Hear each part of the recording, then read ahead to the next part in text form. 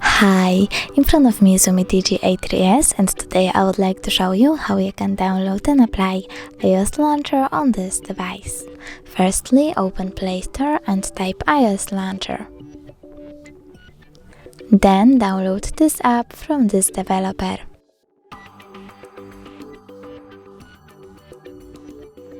Now open it.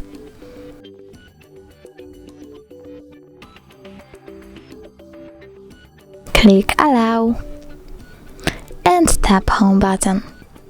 Select iOS Launcher by clicking on it and pick Always. Then click Got it, and as you can see, iOS Launcher was applied successfully on my device. All you need to do from here is tap OK again. Thanks so much for watching. If you enjoyed this video, don't forget to smash that like button, comment and subscribe. Bye!